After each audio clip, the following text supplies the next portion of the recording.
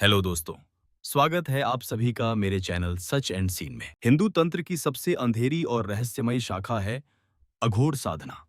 और इस साधना का सबसे भयानक पहलू तब सामने आता है जब कोई साधक इंसान की खोपड़ी, शव और नग्न स्त्रियों के साथ मिलकर उन क्रियाओं को करता है जिनके बारे में सुनकर ही रोंगटे खड़े हो जाएं।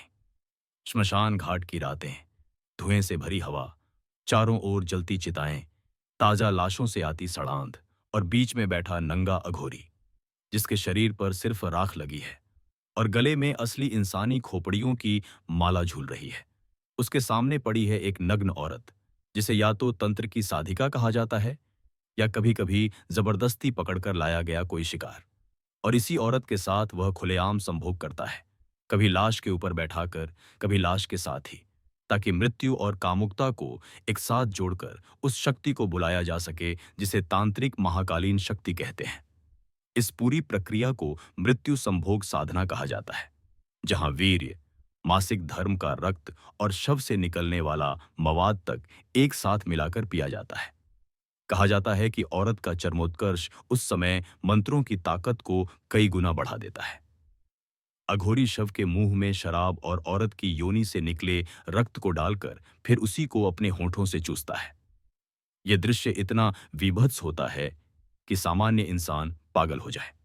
लेकिन अघोरी मानते हैं कि इसी तरह से वो मृत्यु के भय को पूरी तरह तोड़कर परम शक्ति के करीब पहुंचते हैं।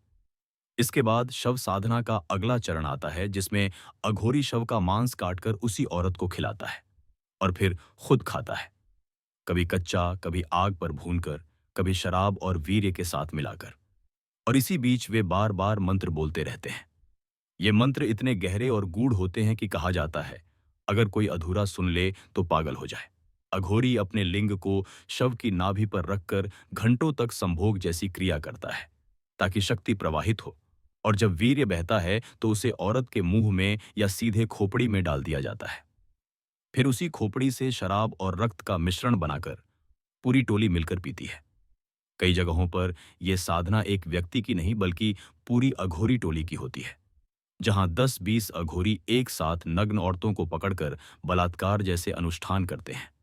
कभी उन्हें जिंदा रखते हैं, कभी मारकर शव साधना में बदल देते हैं। औरतों के मासिक धर्म रक्त को तंत्र में सबसे पवित्र माना जाता है, इसलिए अघोरी उन्हें जबरन उस समय पकड़ते हैं और वही रक्त पीते हैं। उसकी योनि को बार बार चाटते हैं, फिर शव पर लिटाकर बार बार यौन संबंध बनाते हैं ताकि मृत्यु और जीवन का मिलन हो। अघोरी मानते हैं कि वीर्य, रक्त और शव का मांस ही वो गुप्त ऊर्जा है जिससे महाकाली प्रसन्न होती है। ये साधना कई दिनों तक चलती है।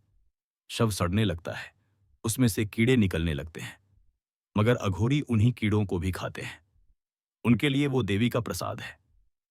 कभी कभी तो साधना में मृत औरत के साथ संभोग किया जाता है, और जब शव पूरी तरह गल जाता है तो उसकी हड्डियों से बर्तन और उसके खोपड़ी से प्याला बना लिया जाता है।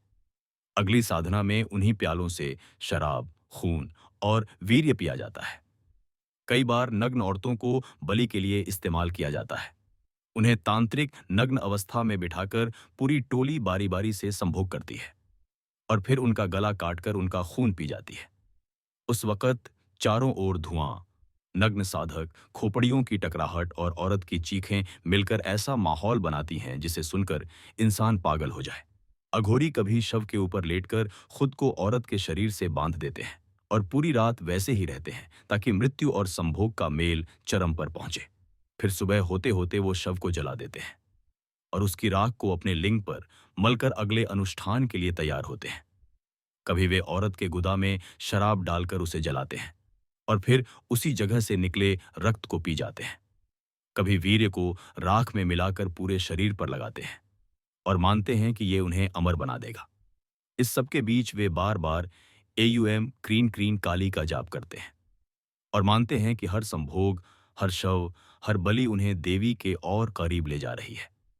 श्मशान की रातें, जलती लाशें, नग्न साधक, औरत की चीखें, शव का सड़ता मांस, कीड़े, खून, वीर्य, मवाद सब मिलकर वो घिनौना मगर शक्तिशाली माहौल बनाते हैं जिसे सुनकर भी आदमी की रूह कांप जाए।